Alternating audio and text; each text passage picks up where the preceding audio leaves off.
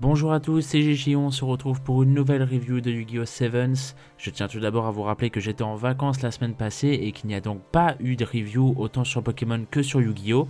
C'est pourquoi cette semaine on va s'attaquer à l'épisode numéro 12, mais d'abord je vais revenir très brièvement sur l'épisode de la semaine précédente, donc le numéro 11, car tout simplement c'est une suite logique dans ce triple duel, je vous le rappelle, alors ne perdons pas plus de temps.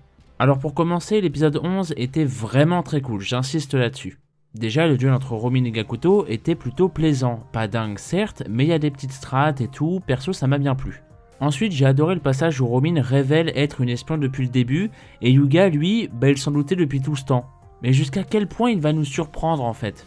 Ce petit gars est littéralement un génie, il ne cesse de m'impressionner, et je sais que je vous le répète constamment, mais c'est vraiment dingue je trouve la lucidité qu'il a. Et que dire du pseudo mode berserk entre guillemets de Romin? Déjà, on sait qu'elle peut rentrer dans cet état lorsqu'elle enchaîne un énervement suivi d'une crise de famine, si on peut appeler ça comme ça. C'était encore une fois très comique, mais aussi plutôt badass à vrai dire. La Sioux de Romin s'en sort très bien là-dedans d'ailleurs je trouve, et ça rend le personnage vraiment crédible. Bref, c'était que du bon. L'épisode se conclut donc avec un aperçu du prochain duel qui opposera ainsi Yuga et Loa. Enfin nous y sommes, après tous ces mois d'attente, j'ai vraiment une petite hype je vous l'avoue, et j'espère sincèrement ne pas être déçu par ce duel en termes de rebondissement surtout. Et ça tombe bien car nous y sommes, passons à mon avis sur l'épisode numéro 12. Et quel épisode mes amis, un épisode que je qualifierais d'assez inédit pour ses idées de mise en scène notamment. Pour la première partie du duel, on y retrouve Loa, plus perfide que jamais, ayant préparé tout son jeu autour d'une simple controverse qui est la suivante. Si Yuga pioche son Seventh Road Magician, à savoir son Ace Monster, il perdra automatiquement le duel car d'après ses recherches, il s'agit d'une carte non reconnue par la Goa Corp, et donc d'une carte dite interdite, ce qui équivaut littéralement à un acte de tricherie.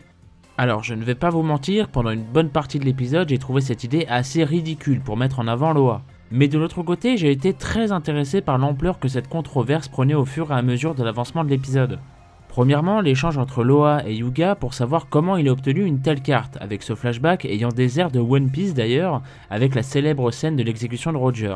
C'est assez tiré par les cheveux certes, mais tout de même, il y a un petit air de ressemblance.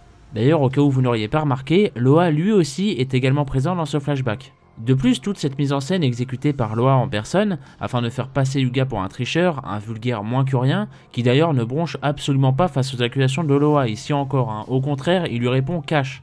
Et j'ai adoré ce passage car pour une fois on ne perd pas de temps entre les dialogues. Loa pose une question, Yuga lui répond directement. Pas de temps mort inutile entre les dialogues pour un éventuel suspense, tout simplement car ce dernier n'a rien à cacher.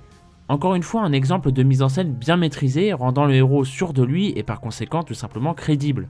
Malgré toute cette controverse, on y retrouve tous les amis ayant croisé la route de Yuga lors des épisodes précédents, chacun voulant cette fois-ci rendre l'appareil au héros afin de le dédouaner de tout soupçon, malheureusement en vain.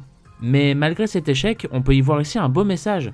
Yuga qui a ainsi changé leur vie et leur a apporté beaucoup, et qui ne demande rien en retour d'ailleurs, ils veulent tout simplement l'aider en retour de tout ce qu'il a pu faire pour eux. Un beau message d'entraide et de solidarité donc, face à une situation encore une fois très controversée et tumultueuse.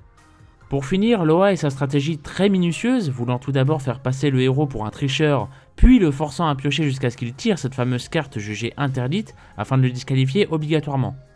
La scène de fin, au moment où Yuga pioche son Seventh Road, couplé à l'OST en fond, rend la tension de cette scène tellement prenante à mon sens.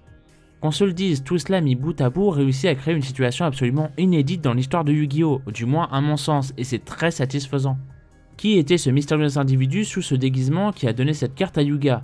Pourquoi Yuga n'a-t-il rien dit lorsqu'il a affronté ce même dueliste lors du premier épisode de la série? Et pourquoi Seventh Road n'est pas une carte reconnue?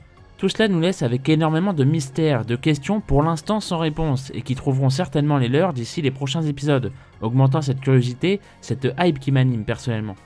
Et franchement, ça faisait longtemps que je n'avais pas ressenti ça sur un animé de Yu-Gi-Oh! N'est-ce pas, Vrains? Et ça fait beaucoup de bien. Bref, si jamais vous doutiez encore de la qualité d'écriture de Sevens, en dépit de ces scènes humoristiques parfois trop prononcées, y compris dans cet épisode d'ailleurs, normalement face à un épisode de ce calibre-là, vous devriez être plus que servi.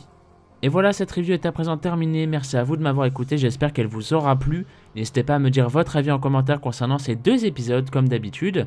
Quant à moi, je vous retrouve la semaine prochaine pour de nouvelles reviews sur Pokémon et Yu-Gi-Oh bien sûr. En attendant, portez-vous bien et des bisous.